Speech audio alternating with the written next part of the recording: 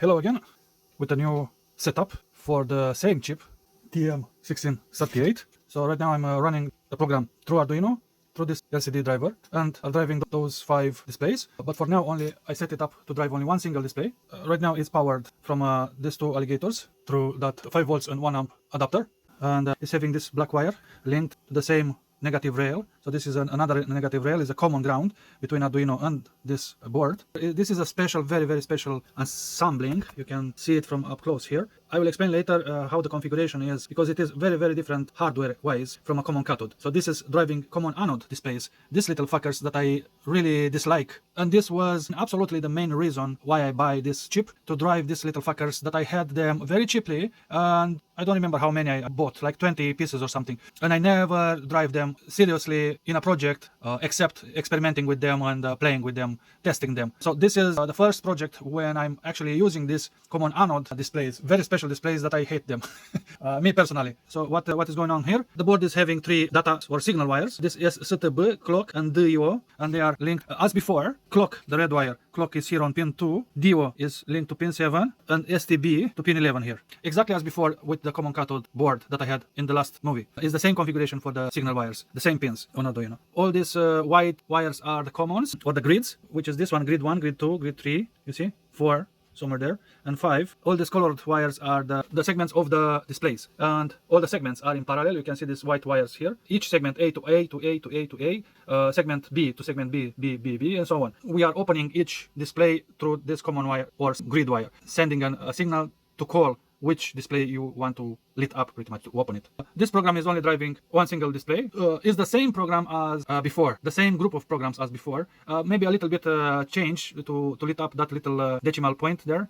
Minor changes, but pretty much is the same program. This order of the pins here, 2, 7, and 11, is not to make short between the wires. That's the reason I chose these numbers, these pins. So this grid line here, if you follow this wire, is going right in the middle of this display, a 7-segment display, and is controlling it, and it's coming from this pin here. So that's how I'm driving that specific display. These pins here, 5 of them, are actually the segment pins of the chip to drive the segments of the displays. But in this special configuration, to drive these special motherfuckers, you actually drive the grids of the displays. I will add more details of the configuration of the pins of the chip linked to the display pins in a bit. The important detail about this setup, what I'm having here to drive these special displays, these common anode displays, the chip is sending through all these segment wires, is sending 0 voltage, or receiving only 1 positive through this grid wire. That's why it's called common anode. So the logic is totally inversed from the common cathode, which is here is negative and the rest are positive. So now you have to think inverse. This is positive, the grid, and all the segments are driven with 0 volts signal. And it's fucked up. It's very hard to, it's not hard, but you have to get used to it. I'm not used to it, to this kind of logic. I like to send a positive signal to open, to lit up something, not a 0 volt signal and to lit it up. It's fucked up a little bit, but it's possible. It's possible. That's why I'm saying these are special displays. I literally hate them because of the logic, how you drive them. The driving logic is fucked up. I don't like them. Another mention is that even if these displays, common anode displays, are fucked up and I truly hate them, this is a milestone for me. I always wanted to drive them, and I always wanted to find a way to drive them efficiently and relatively easy. And this is my solution, what you are seeing here. This is my first time driving them, and it is a milestone for me. It is a dream come true. I have this dream in my head for a very long time, and now is the first time when I'm driving them more cleanly, let's say, and more efficient. And hurrah for me. I'm extremely happy that I managed to drive them and that I reached this step. Okay, now I have 2 3ds Max files for 2 types of displays, common cathode and common anode. And right now we are watching at this common anode display. Here is a 3D view of it. So this is how I plan it, how I'm wiring it. I made a new file, like I said, like I mentioned, and I rewired everything. I made other tests. I was looking for another way of wiring to be a bit more less on top of each other. As you can see, is a mesh of wiring, is like a rat's nest of wiring, one on top of the other. And this is the one that I actually used. It's not that different from the other one. Maybe this other one is a bit more cleanly, but this one, the one that I used in the end. As you can see, I actually have some notes here. The segment, and I actually labeled everything on the chip here. These are the segment pins. Let me actually, the chip view here, and you can follow it. And you can see here, pin number 5 is segment 1, and the same here, if you number it. Segment 1, pin 5, a segment of the chip that is normally driving segment displays. But in this specific arrangement, setup, when you have to drive common anode displays, you have to link them in hardware inverse. Segment, like my notes is saying here, the segment pins of the chip to the grid pins of the display, pretty much. And here is also inverse on this other side.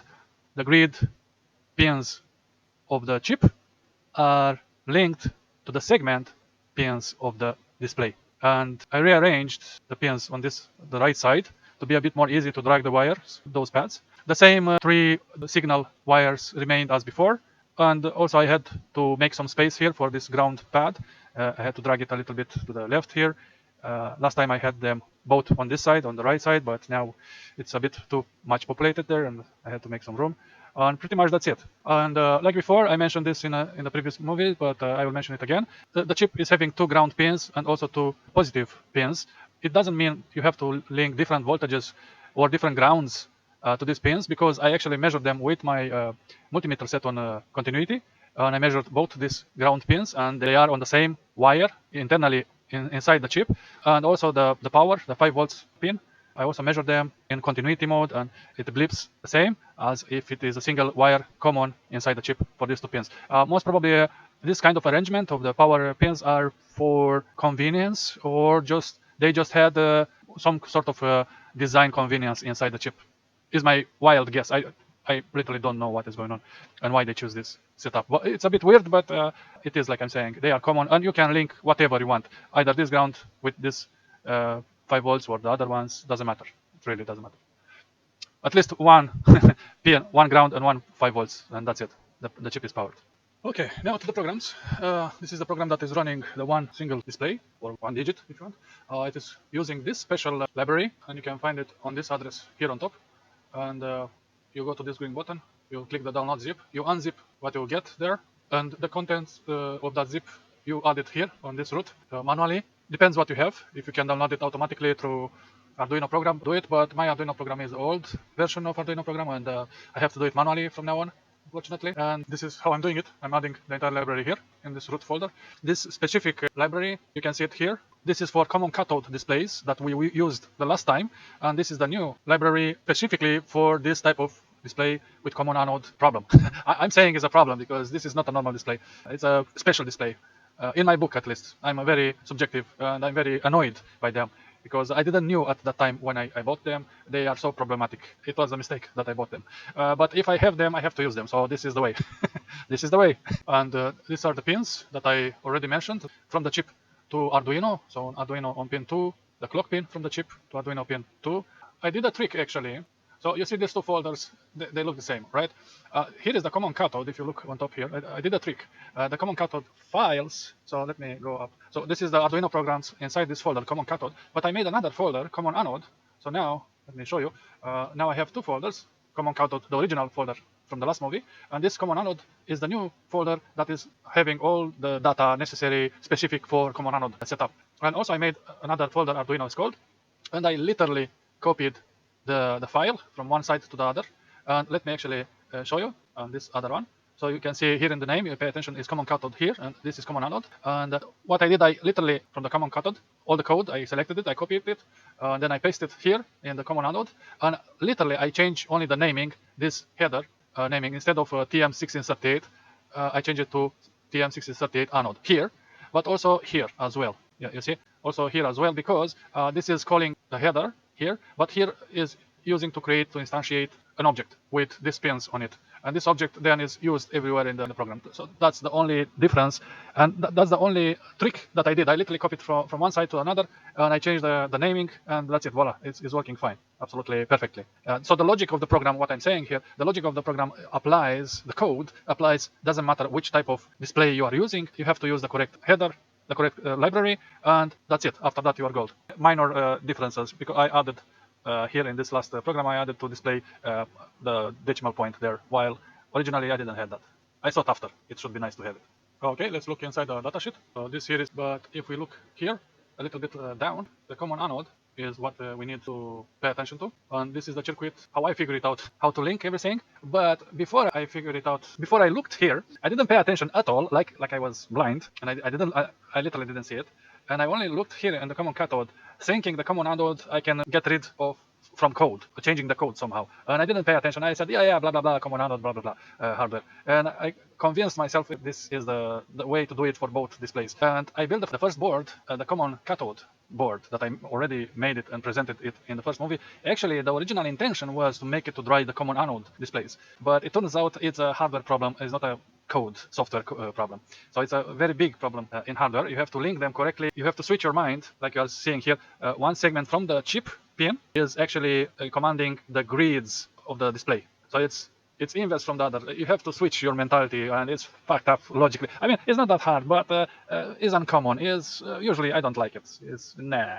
But I have them. I have to use them, and that's why I'm doing it to consume them pretty much.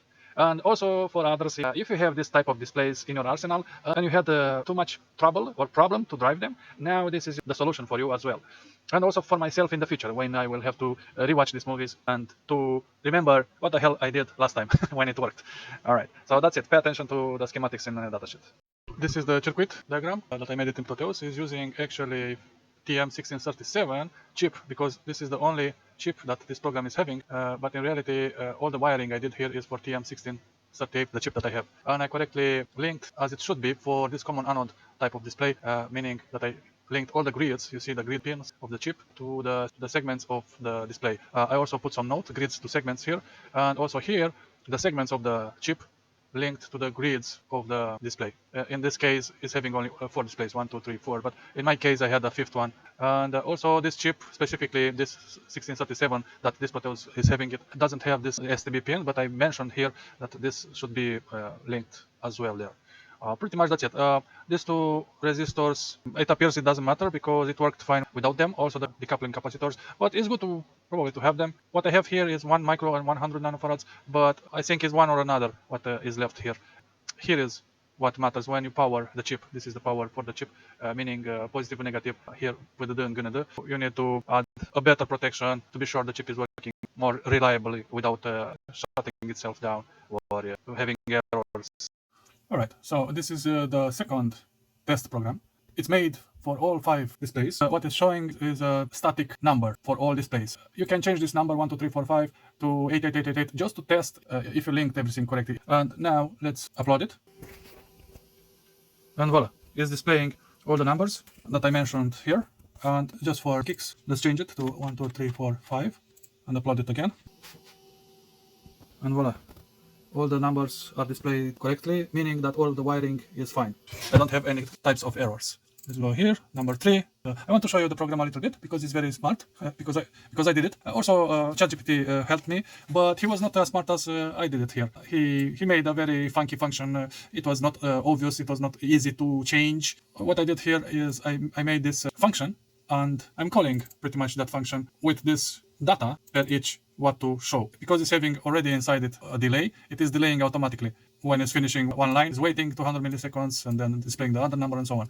And here I can add extra delay after each line if I want. So I'm adding the delay from that to this one to remain more time on the screen. Those dots, pretty much, that's it. And I can show whatever numbers I want. I can count inversely, like 987654 and so on.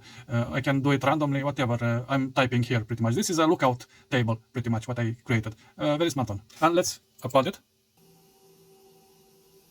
And voila. And as you can see, DP, or digital point, remaining a little bit more time. A little bit. It's a small, more delay for them than the rest. The rest are moving 200 milliseconds, while these ones are remaining a little bit more. And that's it. Again, these test programs are very good to test your wiring and that you didn't make any stupid mistakes. And with this, I leave you and I say goodbye to you from your favorite optics electronist, Mr. Q12. Bye bye.